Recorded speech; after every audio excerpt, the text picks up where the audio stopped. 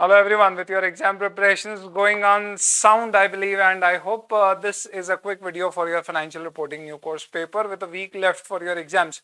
How do you strategize for the last 5 to 7 days, whatever you spend your time for financial reporting? I'll be talking about the one ABC analysis for FR for the last week in terms of doing your last revision. Second, how should you strategize your preparation during these 5 days and in the exam hall and writing the paper? And finally, a personal mentoring program which I'm starting for all the students. Starting first and foremost with what should be the ABC analysis for this particular attempt.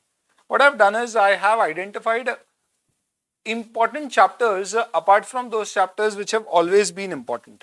आप सभी को पता है कि number 1, financial instruments, consolidation, business combination, 116 leases, 115 revenue from contract with customers, and even schedule 3 in days 1. ये 5 ऐसे topics हैं जो इंस्टीट्यूट हमेशा पूछता ही पूछता है, which we also call as the major topics. You can add up share based payment also in it, and you can say that definite A category for every attempt. Apart from this, what I've done is standards which are critically important, like say borrowing cost 23, or even provisions, contingent liabilities and contingent assets 37. 105 in that sense are some standards which have got new questions in the study material 2021 which is applicable for December 21, plus these are also important from concept and past exam point of view. However, for some or the other reason, previously attempt the institute has not asked questions on these.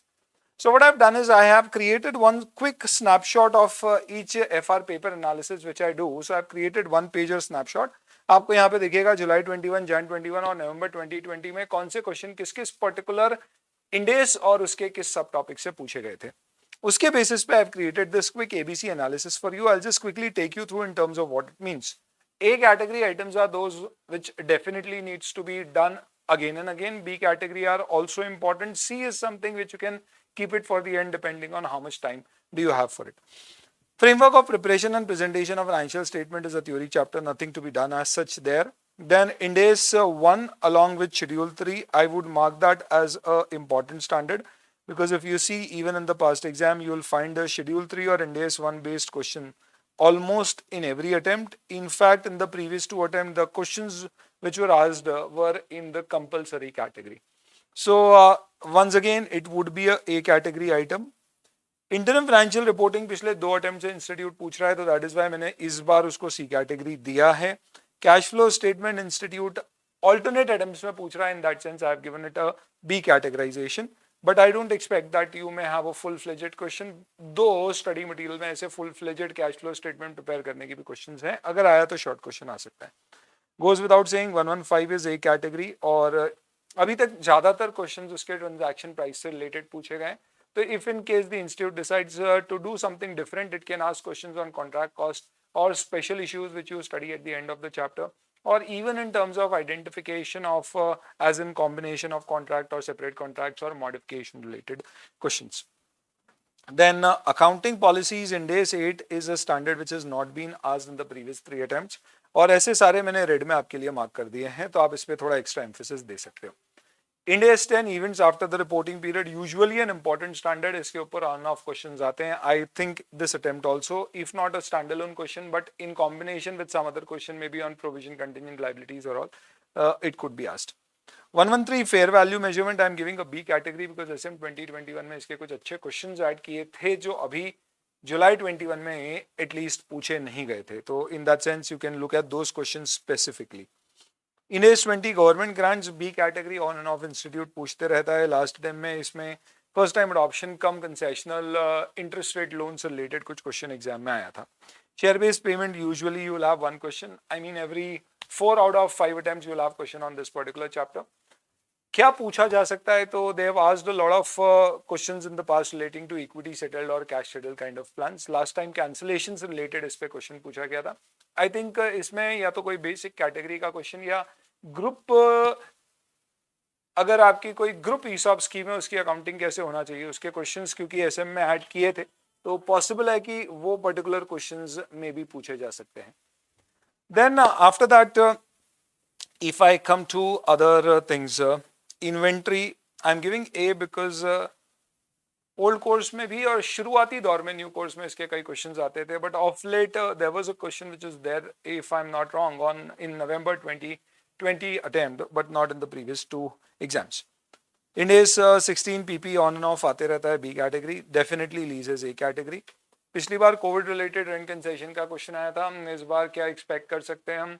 Maybe something relating to operating leases, maybe something relating to basic question or even sale and lease back. हालांकि sale and lease back वो लोग एक साल पहले पूछ चुके हैं. Borrowing cost, I have said that पिछले 3 attempts से नहीं आया, that is why I have categorized it as important because institute kind of likes the standard. 36 usually is an important standard. हो सकता है कि इसे एक स्टैंडअलोन ना पूछते हुए, क्योंकि रेपिटेटिवली इसके क्वेश्चंस आए, किसी क्वेश्चन में इसे ऐड कर दें, पर्टिकुलरली कंसोलिडेटेड फाइनेंशियल स्टेटमेंट्स के क्वेश्चंस में. Then because a lot of assets do consequently get impacted by the impairment of assets requirement. Intangible assets again on and off पूछा जाता है, normal B category. Investment property also B category. 105 again, I have not seen questions the previous 3 exams, if I not say the attempt exams, as in November 20, Jan 21 and July 21. So that is why I have given it a comparatively higher importance, which is B category. Agriculture is normal, so you can kind of look at it. There was a question which was asked there, so it could be a B or C category. Then employee benefits, definitely A category, and you can expect question maybe. So there was a question relating to leave encashment, so maybe you can get something on defined benefit scheme or termination benefits and all. This definitely is an A category because last 3 exams again no question on that. Index 12 income taxes, usual importance, 21 usual importance, so 12 is very important always, so it is A category.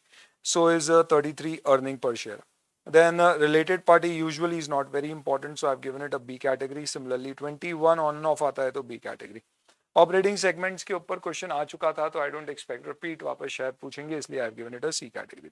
Financial instrument goes without saying, A category. Business combination, consolidated financial statement. I have a strong feeling कि इस बार हो सकता है कि institute दोस्तों maybe institute business combination का एक comprehensive question पूछ ले, क्योंकि प्रीवियस टाइम में we had a question on chain holding which was there. उससे पहले we had questions relating to single subsidiary consolidated balance sheet. So it could be that this time they may have something different on you. Could be, let's say, reverse acquisition or a comprehensive business combination question covering a lot of exceptions.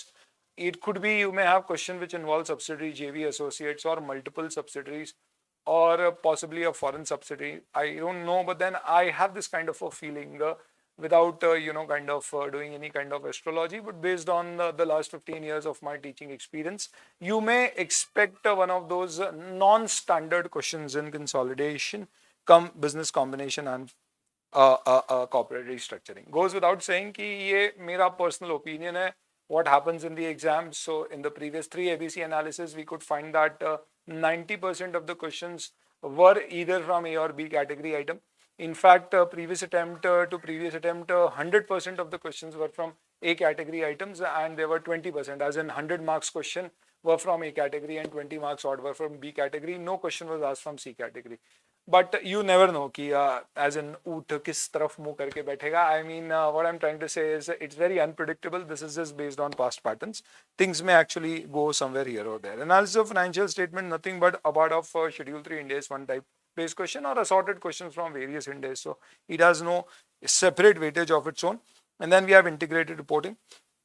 And CSR, last time CSR का आया था, तो इस बार IR का आ सकता है. इसके अलावा फर्स्ट टाइम अडॉप्शन का स्टैंडर्ड आपके केस में अपने आप में बड़ा ही स्ट्रेंज इंपॉर्टेंस का स्टैंडर्ड है, for the simple reason that 101 पर से इंस्टीट्यूट ने लास्ट टाइम इसके ऊपर एक छोटा क्वेश्चन पूछा था. बहुत सारे RTP MTP में इसके कॉम्प्रिहेंसिव क्वेश्चन आए थे. हालांकि आजकल ये इतना चर्चा में नहीं रहता है, तो we really don't know. That's why I have given a B category. I hope this helps you to understand in terms of the ABC, and this is the basis for it. I have also given you the RTPs MTPs, and this classification is not just based on the past exam question, but also what kind of questions they asked in the RTPs and the MTPs. चलिए, now आ जाते हैं दोस्तों अपनी कुछ ABC analysis के बाद कुछ success strategies पे. These are my suggestions, inputs, or recommendations. You want to pick and choose any of these which you feel as relevant for you, or you can also alternatively decide to follow all of them. First and foremost आखिरी हफ्ते में क्या करना चाहिए, FR कैसे approach करें, how to begin with it, as in because it is a very vast subject, और हो सकता है आपने इसको आज से पहले 1-2 महीने पहले उठाया हो, अनलेस आपने FR पावर की हो. तो आपको अगर एक सीक्वेंस का इशू आ रहा है, तो I would rather say that if you are sure of your sequence, then follow that. If you are not sure, I will suggest a sequence. Start with schedule 3 Ind AS 1, then you should go to financial instrument, then consolidation, business combination, and then share based payments, then 115 and 116. ये सारे बड़े बड़े chapters जिससे almost आपका 70 odd marks का coverage हो जाता है, ये कवर हो जाएंगे if you follow the past pattern. Plus ये लेंदी है, इसमें कभी थोड़ा टाइम आगे पीछे भी अगर आपका हो गया तो you still have a buffer time. So do not pick any of these questions at least in the last 2 to 3 days and complete it much before that. And then after that you can just either follow the ABC thing or sequentially you can do it. Remember जब आप पढ़ रहे हो तो कुछ भी नया उठाने की जरूरत नहीं है, जो अब आप पढ़ चुके हो बस उसी पे ध्यान दो, अब नहीं मत ढूंढो, जो है बस अब उसके साथ ही आपको गुजारा करना है. This is about the sequence. How to revise, sir? कोई चैप्टर हमने पिक किया तो कैसे करें? आइडियल स्ट्रैटेजी वुड बी कि आप सबसे पहले आप अपनी कॉपी या बुक जिससे भी आपने पढ़ा है, so if you been referring Brahmastra और आर बोर्ड नोट्स या आपकी जो भी आपने आपकी टीचर से पढ़ा है और कॉपी बनाई है, आप सबसे पहले उससे पढ़िए. क्या इससे पहले कोई रिविजन लेक्चर देखे जा सकते हैं? That could be a really good strategy if you have identified और if you are having something available which interest you और you want to find it. You can look at revision lectures of a particular chapter. So we have shared for almost every chapter on YouTube. आप उसको एक बार quickly go through कर सकते हो, which will help you to kind of refresh all your memories, particularly for the larger or the lengthier chapters like consolidation, business combination, financial instrument. तो आपको अगर 3-4 घंटे के एक लेक्चर में एक पूरा अच्छा ओवरव्यू मिल जाता है पूरे पर्टिकुलर स्टैंडर्ड का, that will help you to when you study, फिर आप एकदम चीजों को इंटरकनेक्ट कर पाओगे, रिलेट कर पाओगे. So that's just a bonus tip if you want to see the revision videos. I would not say definitely you should, but longer topics you could possibly look at it. Otherwise refer your copy and book. And then what about the question and answers, sir? So Q&A के लिए ideally अगर आपने पहले जब पढ़ा था तब आपने अगर कोई प्रकार की मार्किंग कर रखी है तो ऑब्वियसली वो मार्क्ड क्वेश्चंस आपके लिए इंपॉर्टेंट है, वो आपको देखना है. और अगर ऐसा नहीं है तो फिर मेरी स्ट्रैटेजी समझिए. मेरे हिसाब से I can classify questions in FR in 3 category, which is numerical जिसमें कैलकुलेटर यूज होता है, नॉन न्यूमेरिकल जिसमें कॉन्सेप्ट यूज होता है लेकिन कैलकुलेटर नहीं, और थ्योरी जिसमें ना कॉन्सेप्ट है ना कैलकुलेटर है, सब थ्योरी है. Example of theory question is investment entity की डेफिनेशन, या क्या ये इन्वेस्टमेंट एंटिटी है, कंट्रोल की डेफिनेशन या उसके ऊपर बेस्ड क्वेश्चन, बिजनेस की डेफिनेशन उसके ऊपर based question, stuff like that.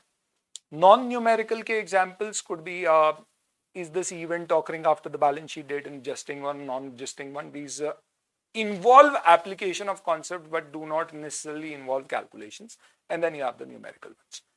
मेरा स्ट्रॉन्ग रिकमेंडेशन है कि जो थर्ड कैटेगरी है प्योर थ्योरी, क्योंकि पास्ट एग्जाम्स में आती नहीं है और इस तरह के क्वेश्चंस आई वुड से कि 10 अटेम्प्ट में एक आध अटेम्प्ट में आ सकते हैं. If you are unlucky enough you may find a question like this, otherwise not. So you can generally अगर पहले पढ़े तो एक बार स्किम थ्रू कर लो, क्योंकि जो पढ़ा है वो एक बार आखिरी के 5-7 दिनों में देखना चाहिए, otherwise you can kind of just skip it of.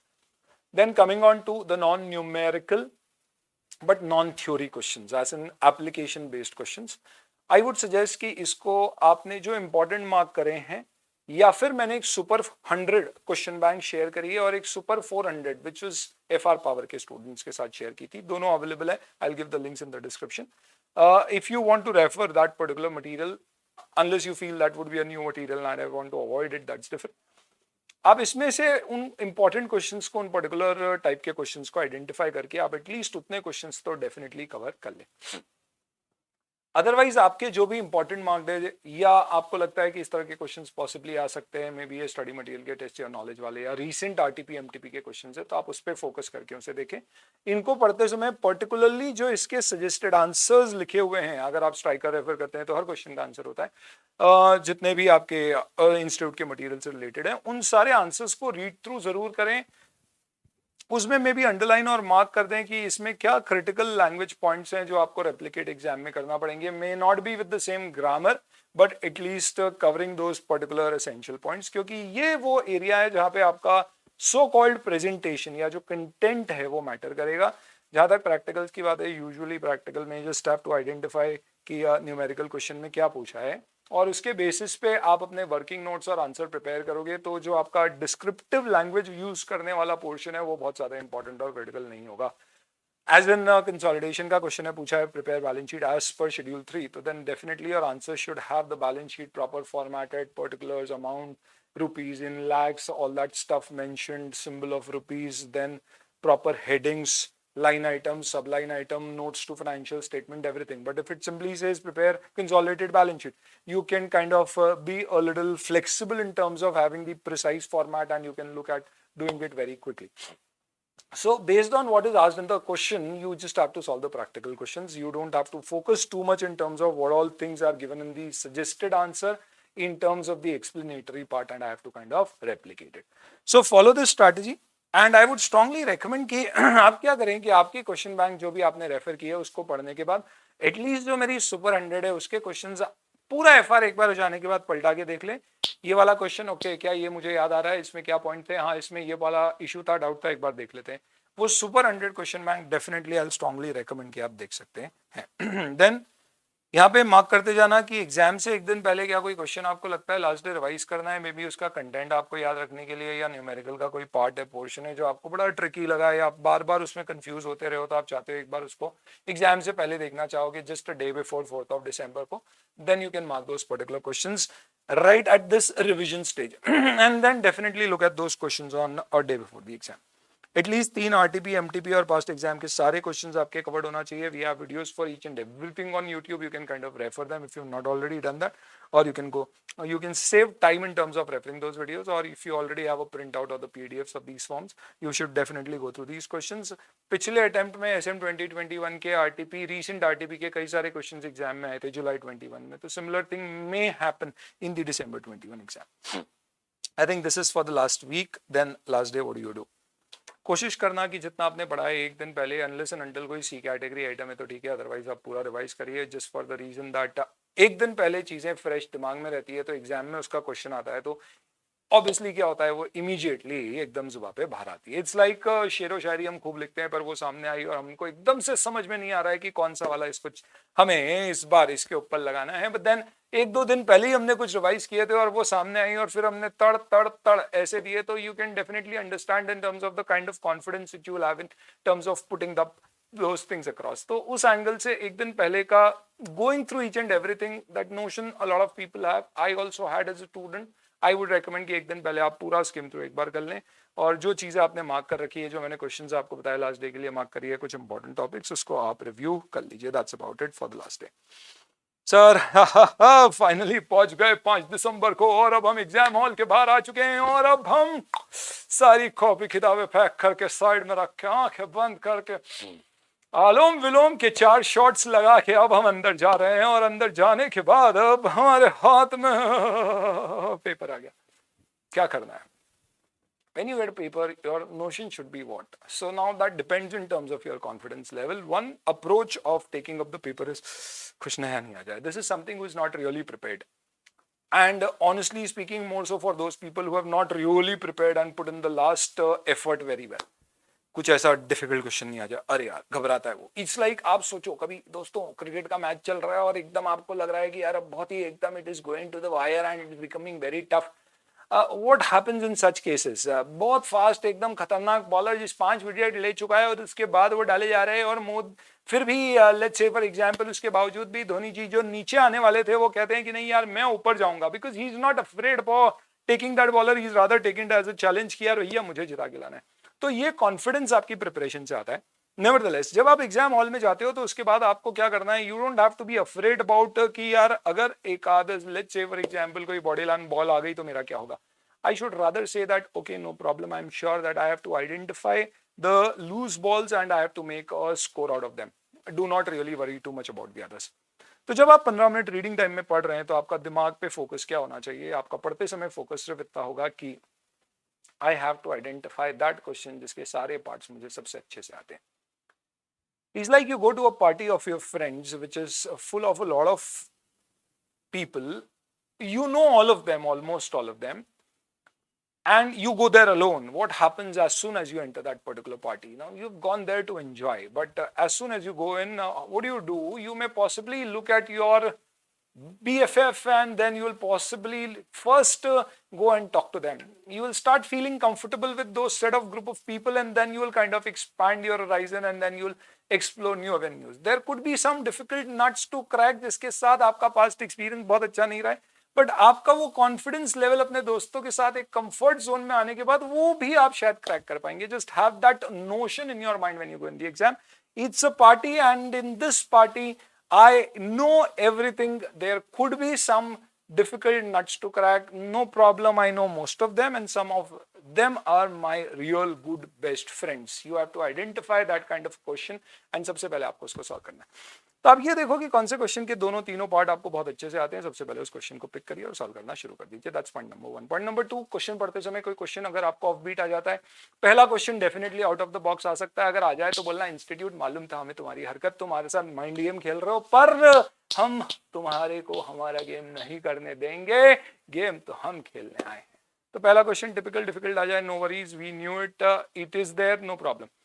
Identify किया, वाला क्वेश्चन सॉल्व किया, धीरे धीरे आगे बढ़ते गए. मेरी कुछ बहुत इंपॉर्टेंट टिप्स आप एफआर के पेपर के लिए ध्यान रख लीजिए. पहला पेपर है, आपकी स्पीड डेफिनेटली कम रहेगी. अगर आपको मेरी कोई चीज एग्जाम हॉल में जो मैंने पढ़ाया वो चीजें गूंजे, उसके अलावा अगर कोई चीज आपके दिमाग में गूंजना चाहिए तो वो सिर्फ और सिर्फ एक चीज, speed speed and speed. That does not mean जिसकी शुरू से ही सिग्नेचर हैंड राइटिंग लगती. दैट जस्ट मीन्स कि आपको कहीं पर भी ऐसा कलम उठे, सोचें, बेहतर करें, इसको और ऐसा प्रेजेंट कर दें, ऐसा ख्याल आए तो बोलना नहीं आगे बढ़ो. Do not spend too much time. Spend. It is no investment too much time on presentation. I'll give you a trick for presentation. Take my tip. 175 minutes में पूरा पेपर कंप्लीट करने की कोशिश करो. आखिरी के 5 मिनट प्रेजेंटेशन के लिए रखो. आखिरी के 5 मिनट में जो कॉस्मेटिक इंप्रूवमेंट्स करना है, फिनिशिंग करना है जो क्वेश्चन के आंसर्स में, और एक बार पलटा के रिव्यू करना है, ये कर लेना. हर पेपर में करना. मेरी गारंटी है दोस्तों आपको, अगर आपने 5 मिनट सारे पेपर में सारे क्वेश्चन रिव्यू करने के लिए इतना समय दिया, आपको हर पेपर के बाद लगेगा कि यार इस रिव्यू के कारण ही मेरे 2 से 5 मार्क बढ़ गए. क्योंकि कई बार ऐसा होता है कि अपन जल्दबाजी में चीजें लिख देते हैं, कुछ छोड़ देते हैं, ये सोच के बाद में लिखेंगे, फिर भूल जाते हैं. रिव्यू करोगे ध्यान आएगा. कई बार पूरा क्वेश्चन लिख दिया, आखिरी में आंसर लिखने की एक लाइन रह गई, फिर आपको लगा कि यार इसमें ये इंपॉर्टेंट पॉइंट है, उस पे 2 पे अंडरलाइन, 3 पे अंडरलाइन करना है. ये सारा काम आखिरी 5 मिनट में करना है. ये इस बार के रैंकर्स और पिछले कई अटेम्प्ट के रैंकर्स ने इस चीज को रीएंडोर्स किया है कि वाकई वो लोग भी ऐसा करते हैं. सर पूरा पेपर होता ही नहीं है, कहां से 5 मिनट निकालेंगे. नंबर 1, कोशिश करोगे 5 मिनट टारगेट रखोगे तो 2 मिनट तो निकलेंगे, जो बेयर मिनिमम. सेकेंड, अगर आप शुरू से स्पीड पे ध्यान रखोगे तो आपको ये प्रॉब्लम नहीं आएगी कि शायद पेपर एडम ना, अनलेस एंड अनटिल पेपर बहुत ज्यादा लेंदी है, जिस केस में मेजॉरिटी लोगों का छूटेगा. But then if the average time for solving the paper is something which most of them are और most of us are able to solve, then we should also be able to solve that paper. So paper 1 में specifically please speed का ध्यान रखिएगा. Review के लिए समय रखिएगा. Decoration पे समय मत देना. And do not think of other questions while you are solving the questions. Once you know the best, start with them, and definitely शुरू के 15 मिनट में बस ये आइडेंटिफाई कर लो, नंबर 1 पहला कौन सा सॉल्व करना है, और नंबर 2 पॉसिबली इलेक्टिव क्वेश्चन में हमें कौन सा question, as an optional question में कौन सा क्वेश्चन छोड़ना है. And night before exam. तो ये तो एग्जाम हॉल से मैं फ्लैशबैक में आपको ले जा रहा हूँ, और जब आप सोओगे तो आप एक बार फैंटेसाइज करोगे अगले दिन का पेपर कैसा होगा. अब is it a fantasy dream और it's a nightmare? I am sure it will be a fantasy dream for you. In fact we are going to make that true. So जब आप वहां पे सोओगे और आप कोशिश करेंगे इनफैक्ट सोने की, और नींद हो भी सकता है एकदम से ना भी आए आपको, just do a role play in terms of kind of dream it like that I am in the exam hall. What possible question paper patterns can I expect? बाबा पहला क्वेश्चन ही खतरनाक आ गया, ऑफ बीट एकदम, 2-3 index मिला के कुछ पूछ लिया. कोई ऐसे टॉपिक से आ गया जो मैंने नहीं किया था, एकदम से कोई 101 या इस टाइप का कोई चैप्टर का जिसकी मेरी प्रैक्टिस थोड़ी कम है, या मैंने फॉरेन एंटिटीज के कंसोलिडेशन बहुत ज्यादा प्रैक्टिस नहीं किया, वो कुछ भी ऐसा ऑफ बीट क्वेश्चन आ गया. क्या करोगे? ये रोल प्ले कर लेना. तो what happens is when you go in the exam, अगर ये पॉसिबिलिटी आती है तो you already made up your mind कि ठीक है ऐसा हुआ तो आई मेड अ स्ट्रेटजी, मैं दूसरे क्वेश्चंस पे हाफ करके फिर इसको हैंडल करूंगा. डेफिनेटली मैं कहता हूँ 15-20 मार्क वाले क्वेश्चन आखिरी के आधे घंटे में नहीं करना चाहिए, उससे पहले कंप्लीट कर लेना चाहिए. But then what I am trying to say is कि ये सब चीजें आपको पहले से प्लान करना. क्वेश्चन बहुत इजी आ गया, मेरे को लग रहा है सारे क्वेश्चंस अगर मुझसे होने लग गए, सर ऐसा भी नहीं होता कभी, पर कभी ऐसा हो गया तो वो भी सोच के रखो कि उस केस में मेरी स्ट्रैटेजी क्या होगी, कौन सा क्वेश्चन मैं प्रैक्टिकली एंड के लिए रखूंगा, शुरू में कौन सा लेना कोशिश करूंगा, कितना मिनट मुझे आखिरी में रखना है, टाइम में कितनी बार देखूंगा, क्या मेरा टारगेट है, क्या मुझे हर do I have to keep that ratio of 1.8 minutes पर मार्क, और do I have to keep a ratio of 1 first hour I have to complete say 30 to 35 marks of paper and then 70 marks and then 100 marks. ये सब चीजें आप एक बार सोच के वहां पर जाओगे तो कोई भी तरह की पॉसिबिलिटी आएगी, आप ऑलरेडी उसके लिए अलग अलग आपकी स्ट्रैटेजीज और प्लान्स बना चुके हो. That is something which is going to help. That's about it. This is all my strategy, tips and tricks, which is for your FR exams and will help you in all the other exams. I will come with an ABC kind of a thing for your audit also before the paper. There'll be some other videos also which will be coming up.